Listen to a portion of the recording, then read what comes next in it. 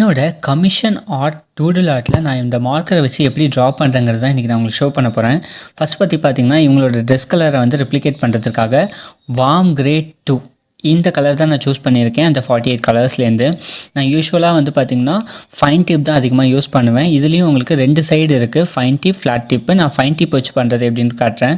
எப்பயுமே வந்து பார்த்திங்கன்னா நான் வந்து எனக்கு கம்ஃபர்ட் வந்து இந்த கிராஸ் லைனில் தான் நான் ட்ரா பண்ணுவேன். ஏன்னா இது வந்து பேட்சாக உங்களுக்கு தெரியாது. இப்போ ட்ரெஸ்ஸுங்கிறப்ப பேட்சாக தெரிஞ்சால் பிரச்சனை இல்லை, பட் ஸ்கின்னுங்கிறப்ப பேட்சாக தெரிஞ்சால் அசிங்கமாக இருக்கும்.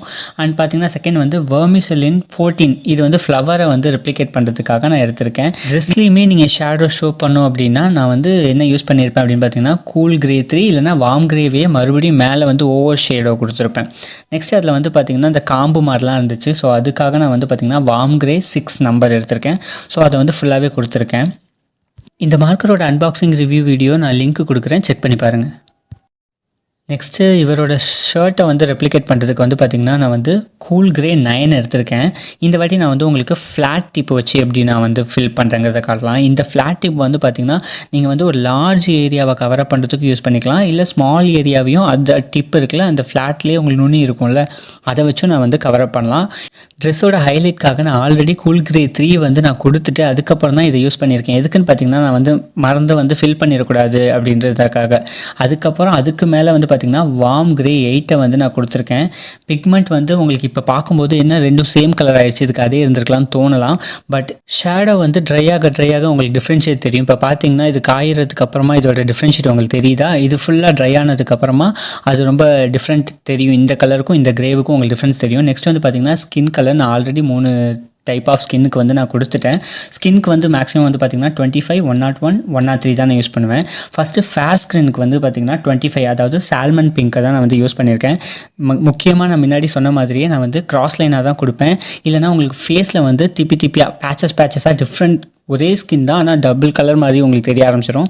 ஸோ ஃபஸ்ட்டு வந்து சால்மன் பிங்கை கிராஸ் லைனில் ஈவனாக நான் கொடுத்ததுக்கப்புறமா ஷேடோக்காக நான் என்ன பண்ணுவேன்னு பார்த்தீங்கன்னா மறுபடியும் சேம் சால்மன் பிங்கே வந்து மேலே அவுட்லைன் எங்கெல்லாம் நமக்கு ஷேடோ மாதிரி வேணுமோ அங்கே மட்டும் கொடுப்பேன். இது வந்து ஃபேர் ஸ்கின்காக நான் யூஸ் பண்ணிப்பேன்.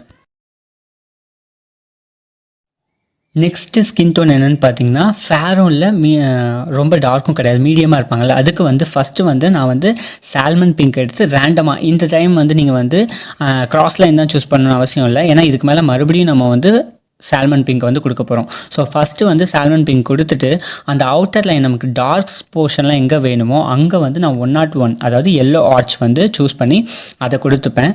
அதை ஃபுல்லாகவே நான் எங்கெல்லாம் கொடுக்கணுமோ கொடுத்ததுக்கப்புறமா மறுபடியும் ஓவர் கோட்காக 25 சால்மன் பிங்கையே நான் மறுபடியும் கொடுப்பேன்.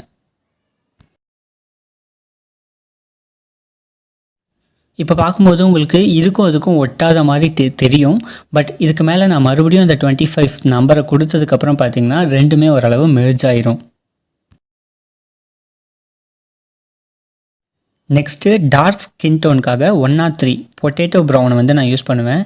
உங்களுக்கு இதுலேயுமே வந்து உங்களுக்கு ஷேடோஸ்லாம் வேணும் அப்படின்னா மறுபடியும் அதே பொட்டேட்டோவே அந்த ஷேடோஸ் சைட்லலாம் கொடுத்திங்கன்னா இன்னும் கொஞ்சம் டார்க் ஆகும் அந்த போர்ஷன்ஸ் மட்டும். இந்த 4th ஸ்கின் டோன் பாருங்களேன், இது வந்து என்னென்னு பார்த்தீங்கன்னா ரொம்ப டார்க் ப்ரௌன் கிடையாது, இல்லை அவங்க வந்து மிடில் லெவலும் கிடையாது, ரெண்டுத்துக்கும் மிக்ஸு. ஸோ நான் அதுக்கு வந்து என்ன யூஸ் பண்ணியிருப்பேன்னு பார்த்தீங்கன்னா 101ம் 103யும் யூஸ் பண்ணியிருப்பேன். நெக்ஸ்ட்டு வந்து ஹேர்லேயுமே நமக்கு டிஃப்ரென்ஸ் இருக்குது. ஃபஸ்ட்டு இவங்களுக்கு நான் வந்து 98 செஸ்ட்நட் ப்ரௌன் வந்து யூஸ் பண்ணியிருக்கேன். இந்த சைடில் அதே பாருங்களேன், நான் வந்து அவங்களுக்கு ஒரு மாதிரி க்ரேயில் வந்து லைன்ஸ் மிக்ஸ் பண்ண மாதிரி போட்டிருப்பேன். இதில் வந்து பார்த்திங்கன்னா ஃபுல் ப்ரௌனில் லைன்ஸ் மிக்ஸ் பண்ணுற மாதிரி போட்டிருக்கேன். இவங்களுக்கு வந்து ப்ரௌன் அண்ட் பிளாக் யூஸ் பண்ணேன். யூஸ்வலாக நான் ஹேர் வந்து பிளண்ட்டாக பிளாக் இல்லை ப்ரௌன் மட்டும் கொடுத்துட்டு விடாமல் அதுக்கு மேலே ஹைலைட் பண்ணுறதுக்காக பிளாக் இல்லைனா ஒயிட் பென் வச்சு நான் வந்து ஹைலைட்ஸ் கொடுப்பேன். அப்போ தான் டிஃப்ரென்ஷியேட் நல்லாவே தெரியும். இதுதான் அதுக்கப்புறம் பார்த்திங்கன்னா நம்மளோட ஃபைனல் அவுட்புட். ஃபுல் போர்ஷன் நம்ம கம்ப்ளீட் பண்ணிட்டோம். சேம் இந்த மார்க்கர் மட்டும்தான் வச்சு எங்கெல்லாம் ஹைலைட்ஸ் வேணுமோ அதுக்கு வந்து நான் ஒயிட் பென்னும் பிளாக் பென்னும் யூஸ் பண்ணியிருப்பேன். இந்த மாதிரி யூனிக்கான கிஃப்ட் உங்களுக்கும் ஸ்டோரி பேஸில் வேணும் அப்படின்னா என்னோட இன்ஸ்டாகிராம் பேஜை செக் பண்ணி பாருங்கள், அதில் டிஎம் பண்ணுங்கள், நம்ம ஆர்டர் ப்ளேஸ் பண்ணிக்கலாம். அப்புறம் இந்த பேப்பரை பற்றின வீடியோ நான் ஃபியூச்சர் வீடியோஸில் போடுறேன், என்ன மாதிரி பேப்பர்ஸ்லாம் நான் யூஸ் பண்ணுறேங்கிறது. அதுக்கு நீங்கள் என்னோட சேனலை சப்ஸ்கிரைப் பண்ணிட்டு கூட பக்கத்தில் உள்ள பெல் ஐக்கானையும் கிளிக் பண்ணிக்கோங்க. தேங்க்யூ.